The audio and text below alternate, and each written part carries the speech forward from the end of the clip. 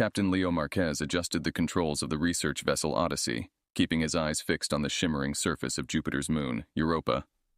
His first officer, Ravi Singh, stood beside him, studying the data streaming in on the holographic display. "Any anomalies on the scanners, Ravi?" Leo asked, his voice steady despite the anticipation. "Nothing yet, Captain.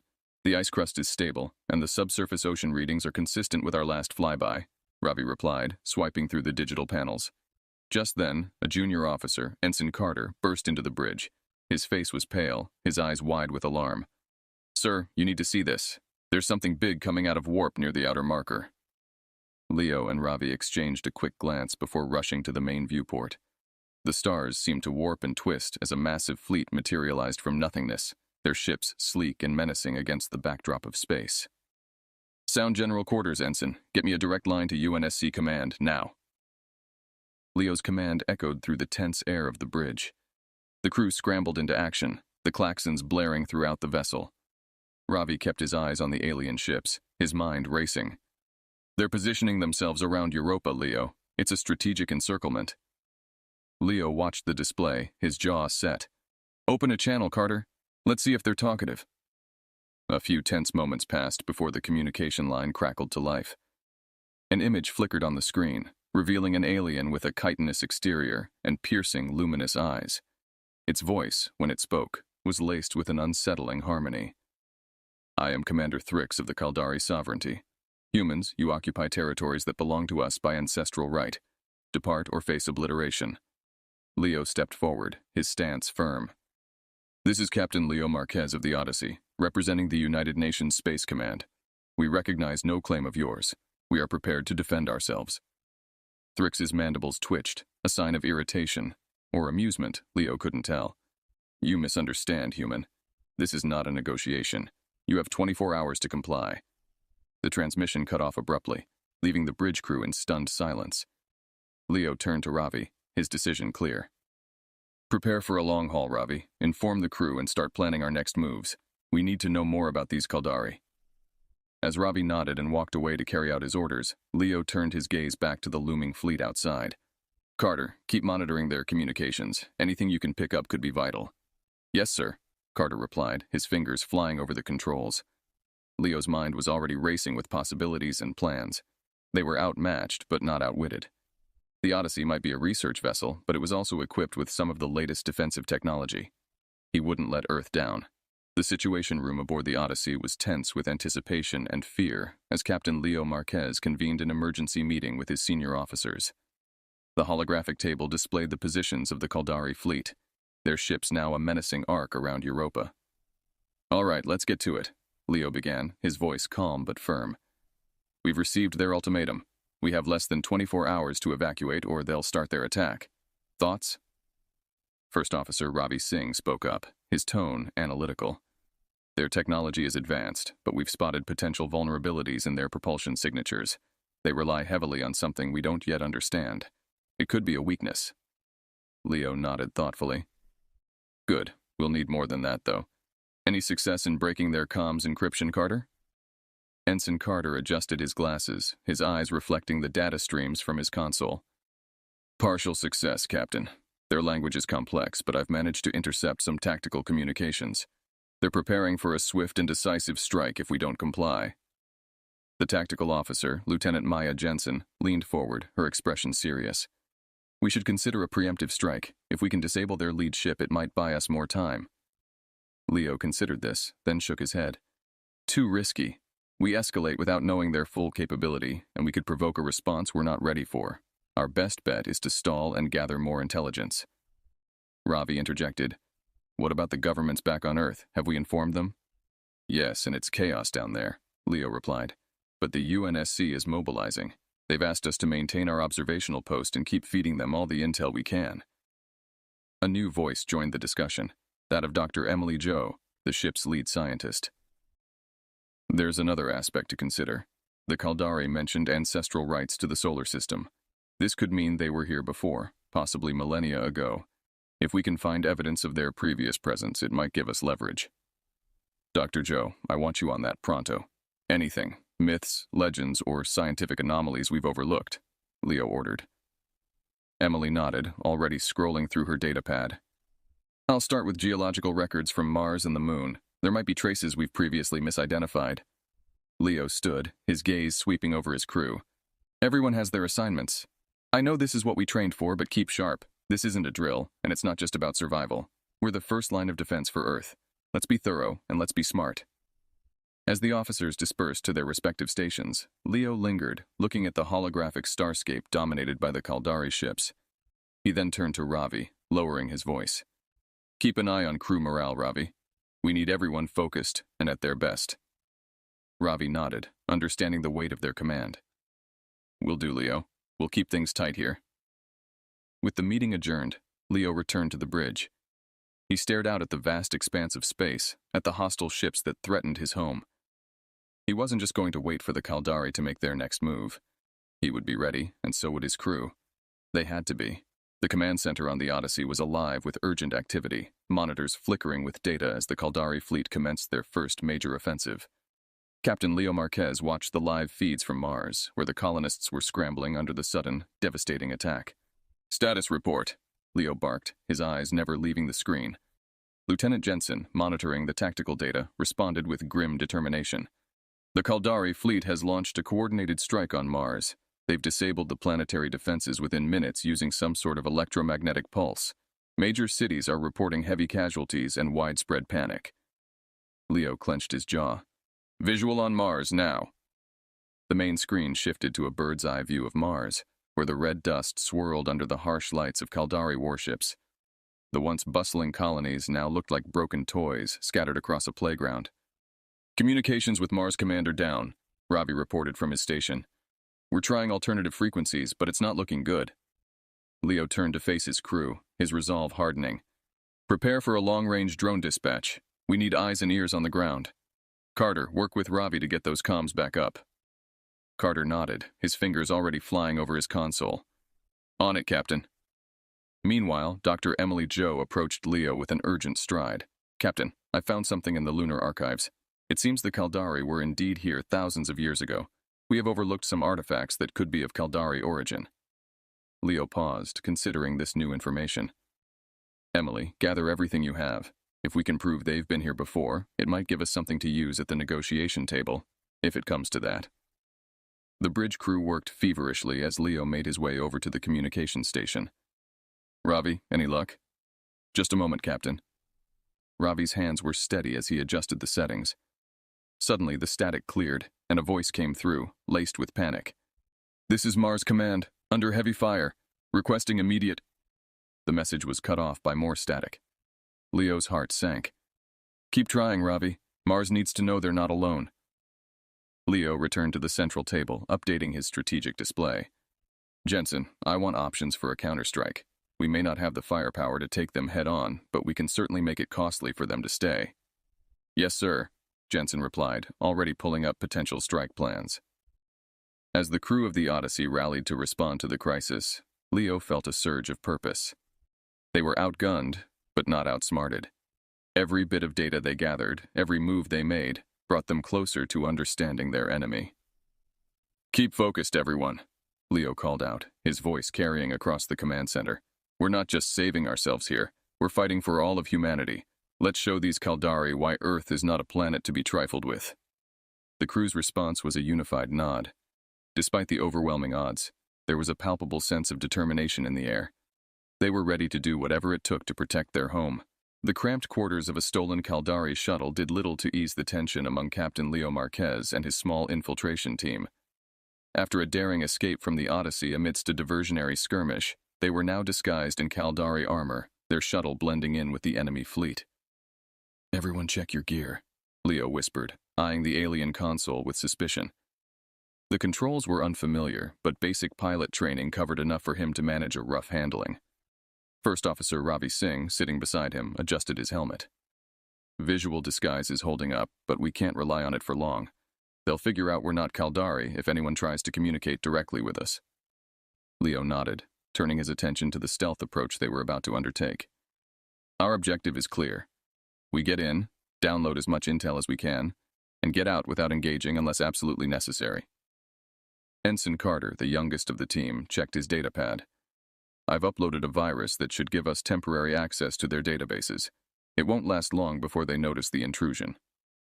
At the back of the shuttle, Dr. Emily Jo clutched her own device, her face set in determination. If we can find detailed records of their historical claims to Earth, we might understand their motives better. The shuttle docked silently with the Caldari command ship, a colossal structure that dwarfed any human-made vessel. The docking bay was quiet, most of the crew presumably occupied with the ongoing operations against Earth. Leo led his team through the dimly lit corridors, their steps muffled by the soft hum of the alien ship.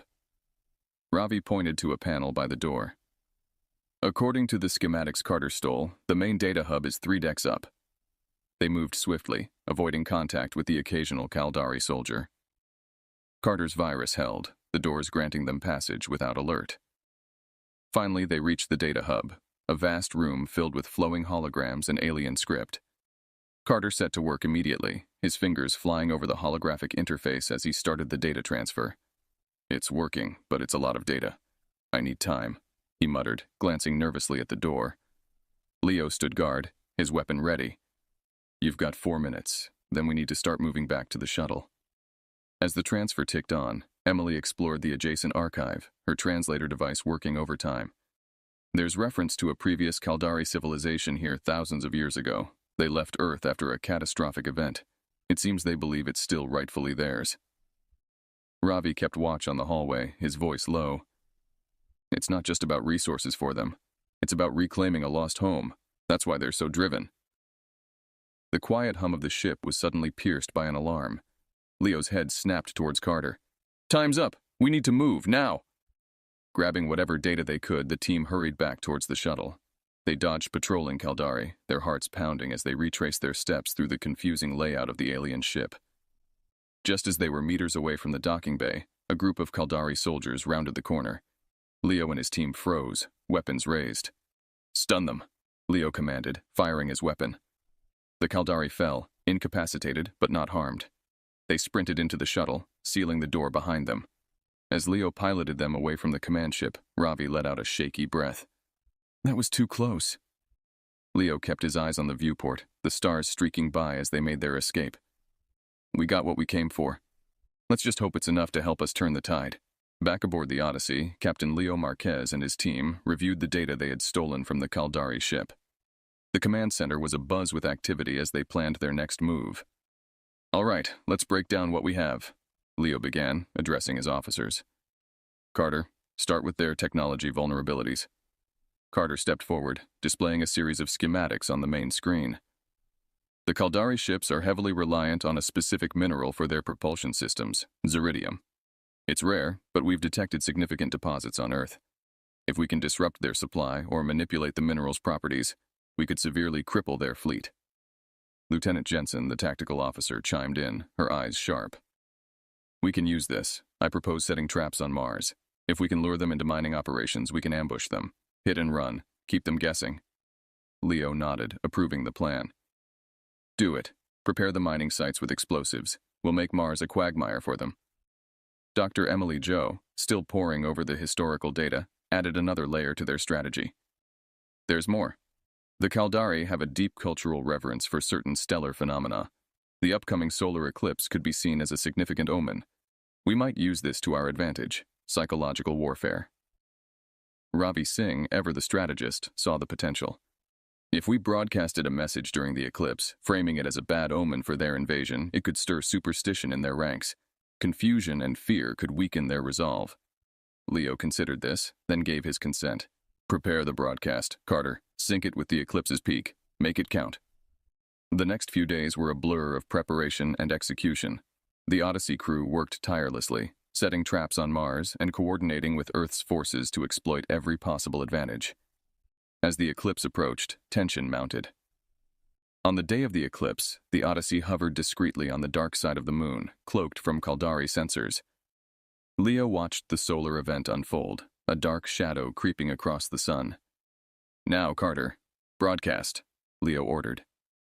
The young ensign initiated the transmission, a mixture of ominous tones and carefully crafted imagery designed to invoke fear and uncertainty among the Caldari. The message was broadcasted across all frequencies, intended to reach as many enemy ships as possible. Meanwhile, on Mars, the trap was sprung. As a Caldari mining convoy landed near the rigged sites, Jensen gave the order. Explosions rocked the surface, sending clouds of red dust into the sky. Caldari ships scrambled, their formations thrown into chaos. Reports began to filter in. The psychological ploy was having an effect. Caldari communications intercepted by the Odyssey indicated confusion and dissent among the troops. The superstitions stirred by the eclipse were causing discord, just as Ravi had predicted. Leo allowed himself a small smile, a rare break in his stern demeanor. "Keep the pressure on," he instructed his team. "Every bit of doubt we sow, every ship we disable, it brings us closer to saving Earth."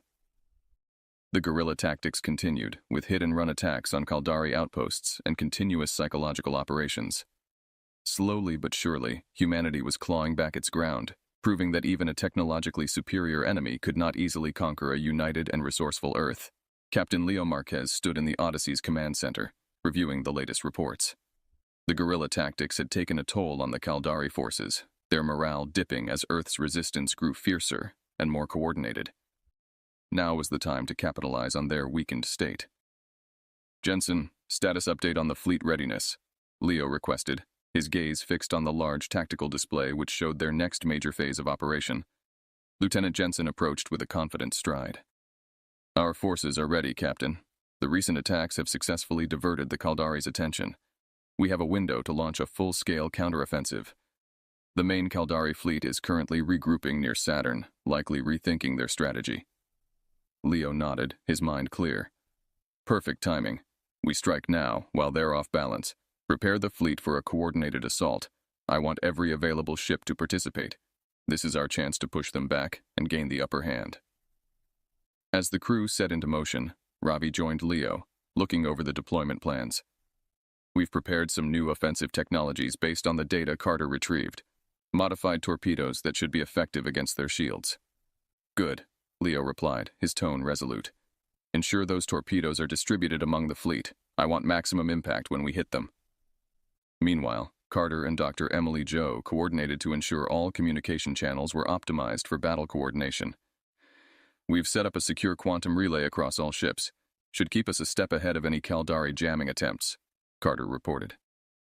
As the fleet amassed near the rings of Saturn, the tension was palpable. Leo addressed his crew and the Allied forces via a fleet-wide broadcast. "Today, we stand united, not just as representatives of Earth, but as defenders of our home and our future. The Caldari sought to break us, to make us run. Today we show them that humans stand their ground.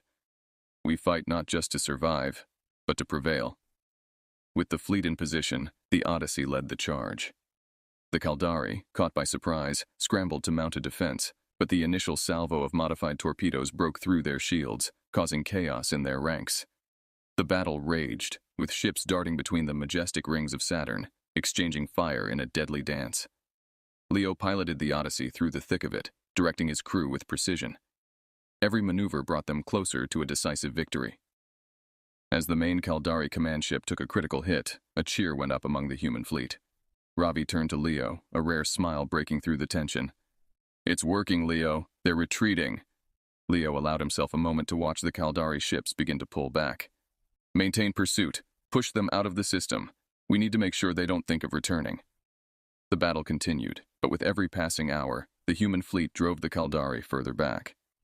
By the time the remnants of the alien fleet limped away from Saturn, it was clear that the tide of war had turned in humanity's favor. Exhausted but elated, Leo addressed his crew once more. "You've all done incredibly well today. Thanks to your bravery and determination, Earth is no longer just defending. We're on the offensive now." The victory at Saturn marked a crucial turning point in the war. With their fleet severely damaged and morale at a low, the Caldari forces were no longer the overwhelming threat they had been. Humanity had not only held their ground, but had pushed back, proving that they would not run, not now, not ever.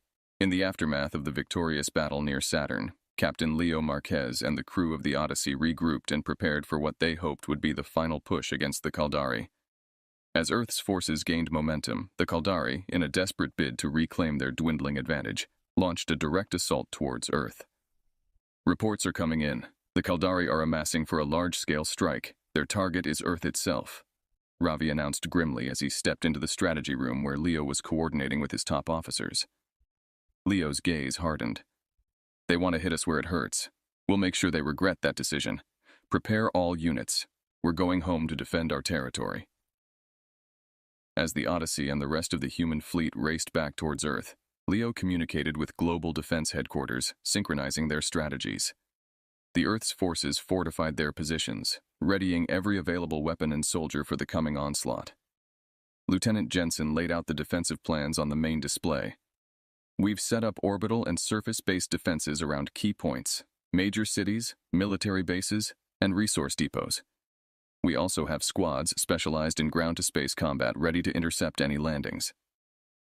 As the Kaldari fleet approached, a sense of solemn determination settled over the crew.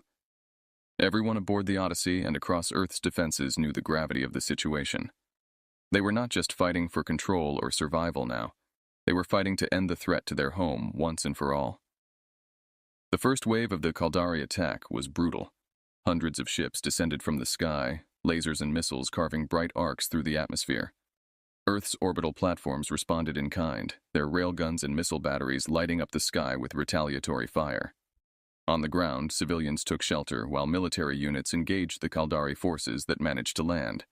In major urban areas, fierce street-to-street fighting broke out. Captain Marquez, coordinating from the Odyssey, provided crucial aerial support, guiding drone strikes and tactical assaults. In the midst of the chaos, Dr. Emily Jo continued her work, analyzing the Kaldari's communications and movements for any advantage. Captain, I've noticed a pattern in their attack formations. There's a weak point in their southern flank. If we concentrate our fire there, we could break through their lines. Leo seized upon this intelligence. Jensen, reroute squadrons Gamma and Epsilon to these coordinates. Hit them with everything we've got. The tide began to turn as Earth's forces exploited the weakness in the Kaldari lines. The human counterattack was fierce, pushing the alien forces back step by step. Skies once darkened by Kaldari ships brightened as Earth reclaimed its orbit. After hours of relentless fighting, the Kaldari's resolve finally broke. Their fleet, battered and significantly reduced, began a full retreat. Leo watched from the bridge of the Odyssey, a mix of relief and weariness evident on his face. "We've done it," he murmured, almost in disbelief. "They're pulling back." Ravi stood beside him, looking at the data streaming in. "It's a complete rout. They're in disarray. Earth's forces are reporting minimal resistance now." Leo nodded, allowing the weight of their victory to settle in. "Organize search and rescue teams. Let's help our people on the ground. After that, we assess the situation and prepare for any possible counterstrikes. But for now, we celebrate. This victory is for Earth." As celebrations erupted across the globe and among the stars, humanity had not only defended its home but also affirmed its place in the universe. They had shown that they would stand firm against any threat, not just surviving, but thriving in the face of adversity. The Kaldari had thought humans would run, but they were profoundly wrong. The dust settled on a battered but unbroken Earth.